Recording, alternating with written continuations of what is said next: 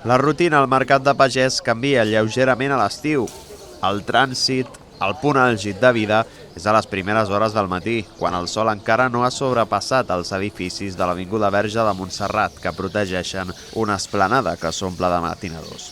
El període vacacional no existeix per a un mercat que reivindica el producte de temporada. Ara que ve de gust menjar, bons tomàquets, bons cogombres, bon meló, bona síndria, que ja han començat també el meló i la síndria d'aquí, i la gent ja has vist el que fa, ara matinen perquè a primera hora es pot comprar i després ja se marxen a la platja i tenen que aprofitar d'ahir com venen. Tot i el canvi de rutines i la teòrica temporada baixa, els paradistes asseguren que, malgrat no ser l'època de l'any amb més moviment, durant l'estiu encara treballen força. Bueno, en verano baja un poquito la cosa, pues normal, la gente se va de vacaciones y eso, pero aún así sigue viniendo bastante gente.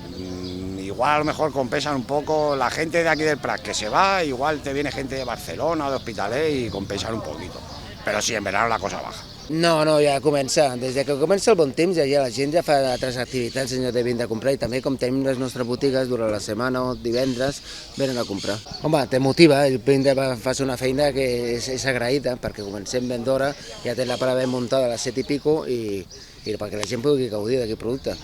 I és que el mercat de pagès no tancarà un sol dia durant tot l'estiu i la majoria de parades són al peu del canó les 52 setmanes de l'any, cada dissabte de 8 del matí a 2 de la tarda.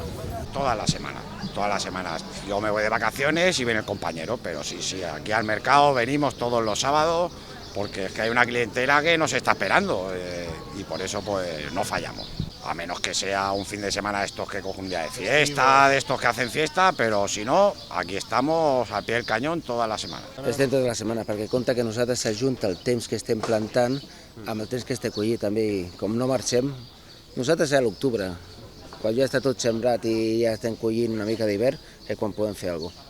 Tot en un context de relativa calma després d'un any i mig absolutament convuls, marcat per la inflació, després per la greu sequera, seguida de mobilitzacions del sector agrícola reclamant solucions. Al final de la fase d'emergència ha dotat de més aigua els cultius i el sector, sense poder parlar de recuperació, agafa un pèl d'aire en un context realment complicat.